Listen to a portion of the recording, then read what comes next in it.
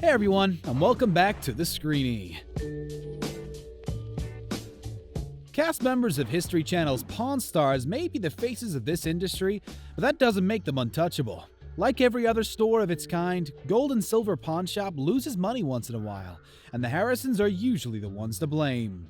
Bad deals cost them thousands of dollars in the past, mostly because they failed to consult one of their experts and jumped right into it. Forged and stolen items could have ruined their business, but Old Man and the boys kept going strong and paved their way to TV stardom. Let's take a look at 10 times the Pawn Stars almost got fired. Before you get ready to see some of the biggest epic fails they've ever made, don't forget to subscribe to our channel for more awesome content about your favorite pop culture moments. I want $1,200 for it. No, you don't. Wells Fargo's STRONGBOX is a fantasy piece. Every pawn store owner would like to get their hands on a piece of Wells Fargo's rich history. Even the most experienced Pawn Stars weren't immune to the charms of an antique Wells Fargo STRONGBOX after a customer walked in trying to sell it. Rick Harrison decided to spend $450 on the box, but it turned out he won't be getting any of that money back. After making the sale, Harrison immediately showed this Wells Fargo artifact to the expert Mark Hall-Patton, who wasn't impressed by it. He called the box a complete fantasy piece and one of the most faked items out there. To make things even worse, Harrison should have known there was something fishy about the box from the get-go. The same guy tried to sell him 2 ball chain sets from Yuma and Folsom prisons that he easily recognized as fakes. His dad was present during the transaction, and after it became obvious Rick made a mistake, he couldn't wait to rub his nose in it. The old man claimed he knew the box was bogus from the start, but didn't say anything so he could tease him later. Lesson learned. I appreciate it. Not a problem. Thanks, Mark. Good to see you, Richard.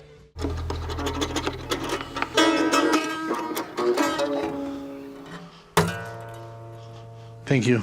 Number 9. FAUX GIBSON MANDOLIN. Chumlee isn't used to being left at the store alone, but when it finally happened, he wanted to seize the day and impress the bosses. Unfortunately, he ended up being the butt of everyone's jokes once again. A guy walked into the store trying to sell him a beautifully crafted vintage GIBSON mandolin, and the inexperienced seller took the bait. Chumlee went over his spending limit and splashed out $1,500 in hope the instrument would blow Rick's mind. But it did the exact opposite. He bragged about the mandolin to Jesse Amoroso, but the owner of Cowtown Guitars immediately realized it wasn't a Gibson and told him it's fake as hell. Despite its polished exterior, the instrument was actually worth only $100, and Chumlee's bosses probably weren't over the moon when he shared the news. And being the typical 18-year-old kid, I thought I knew everything. And it must have got around town pretty quick because I bought 6 fake Rolexes in 1 week. Number 8. 1 week, 6 fake Rolexes. Stars working at the world-famous Gold and Silver Pawn Shop stumble upon fake Rolexes on a daily basis. People walk into their store trying to fool them into thinking cheap replicas worth $50 are the real deal, but they know how to spot fakes in an instant. In a segment about telling the difference between authentic and bogus Rolexes, Rick Harrison advised buyers to avoid con artists who sell them on the street and online. He shared a couple of good tips everyone could use, including his son Corey. Big Haas was 18 when he started working at the store, but if it wasn't a family business, he probably would have been fired right away. He first started working the night shift and was full of himself, despite the fact he didn't have a lot of experience. News about a cocky newbie at the pawn store quickly spread around town, and customers were pouring in. Big Haas squandered $4,000 on 6 fake Rolexes he bought during the first week on the job. I wouldn't go near a book like this unless I had my own experts take a look at it. But Joe Jackson's signature is so rare, I just have to take the gamble before this guy walks out the door with it. Number 7. Autograph by Shoeless Joe Jackson. Rick Harrison is undoubtedly the biggest legend in pawn history, but his passion got the best of him a couple of times. His misguided purchase of the book, reportedly signed by baseball legend Shoeless Joe Jackson, went down in history as one of his most epic fails. After a customer walked into the store with a copy of Say It Ain't So, autographed by the iconic Chicago White Sox player, Harrison couldn't contain his excitement because Jackson's signature was extremely rare. That was part of the reason why it's also one of of the most faked sports signatures in the world, but he decided it was worth the gamble.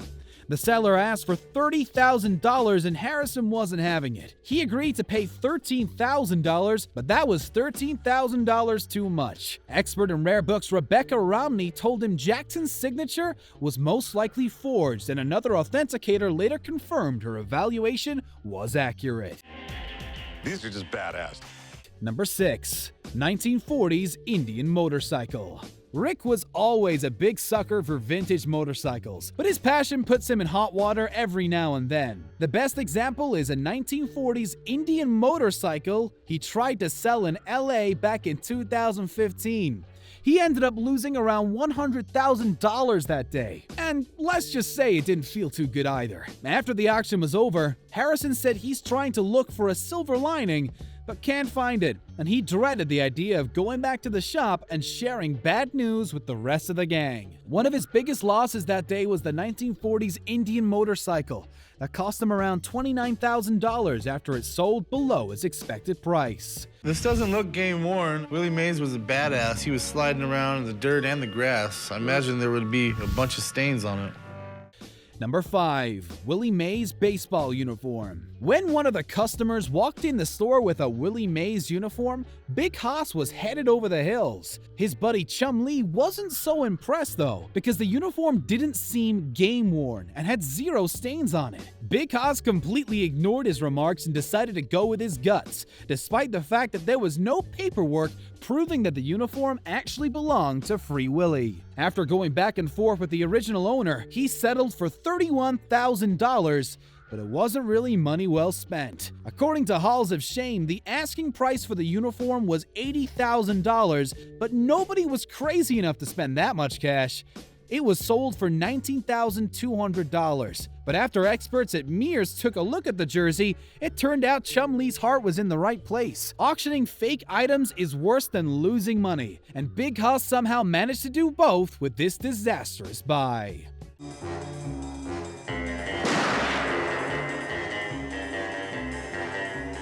Number 4. Vic Flick's Fender. Vic Flick is the man behind the guitar riff in the James Bond theme, and he worked with a bunch of famous artists including Paul McCartney, Eric Clapton, and Jimmy Page. That doesn't mean you'd recognize him if he passed you by on the street, and when he walked into world-famous gold and silver pawn shop, Rick Harrison had no idea who he was. Jesse Amarasso informed him that the guitar in question was worth between $60,000 and $70,000, and he trusted his judgment. Vic Flick left the store with $55,000, but he was the only one profiting from this sale. Customers at the store showed no interest for his Fender Stratocaster. The man who played it wasn't a big star, and Harrison was forced to auction off the guitar and lost $35,000 after it sold for far less than he was hoping for. One of the biggest losses I probably ever took in this business is back when CZs first came out. Number 3. Early days of cubic zirconias. If we had to name one Pawn star who seemed impossible to scam, it would certainly be the old man. Even the biggest veteran in the business was prone to making mistakes when he was starting off. After cubic zirconias hit the market for the first time in the late 70s and early 80s, he lost around $30,000 thanks to mistaking them for real diamonds.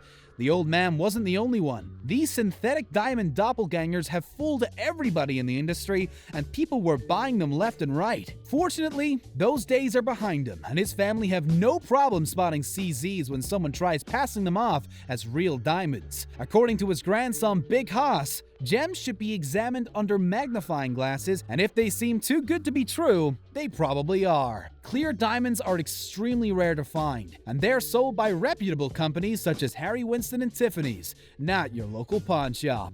The police took him from me.